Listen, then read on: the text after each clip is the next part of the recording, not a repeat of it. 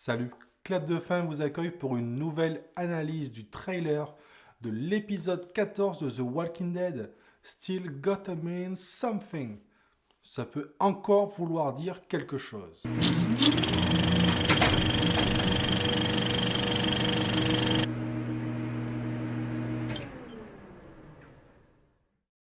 Comme je l'avais déjà évoqué dans ma précédente vidéo théorie, que vous pouvez retrouver sur ma chaîne bien sûr, nous allons donc voir dans cet épisode 14 quelques révélations clés autour du personnage de Jadis.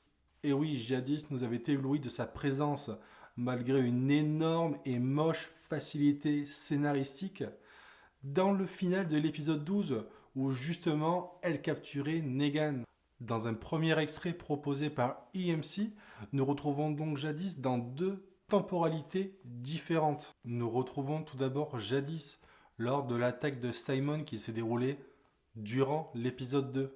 Et Jadis qui devra donc se faire passer pour un cadavre, donc une morte, afin d'échapper au massacre de tout son groupe. Puis nous la retrouvons les cheveux attachés avec les mêmes habits qu'elle portait dans la voiture lors de la capture de Negan. Elle se trouve donc probablement à la décharge et dans une sorte de préfabriqué assez classe, plutôt luxueux.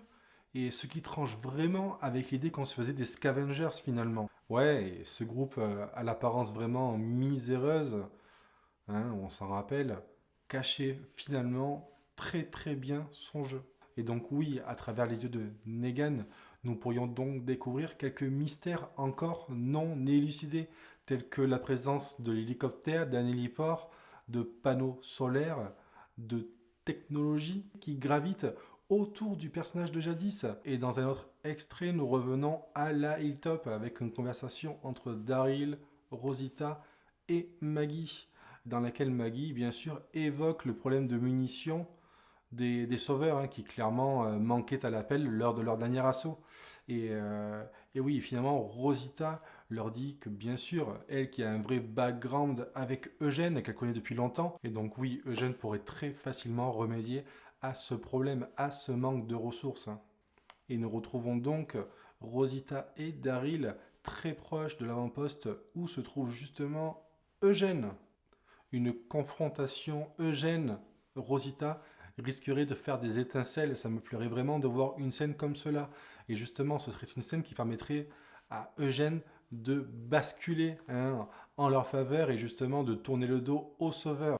Et oui, je l'ai déjà dit tout à l'heure, mais n'oublions pas que Eugène et Rosita ont un background commun, dans le sens où ils formaient un trio de choc avec leur leader, Abraham, avant leur rencontre avec Glenn, puis le groupe de Rick. Donc oui, c'est vraiment quelque chose, c'est vraiment une confrontation que j'attends avec impatience, où vraiment Rosita le jugerait, lui ferait se sentir mal, et on sait que Eugène est vraiment déchiré par tout ce qui lui arrive. Donc voilà, j'aimerais bien avoir ces petites retrouvailles et une vraie confrontation, pas très amicale. Et dans un dernier extrait, on retrouve Rick qui prend des informations auprès de Alden. Vous le savez, c'est le nouveau petit copain de Maggie. Non, plus sérieusement, c'est l'ancien sauveur qui s'est reconverti. Et oui, Eric part donc en mission. A priori, il va se retrouver avec Morgan.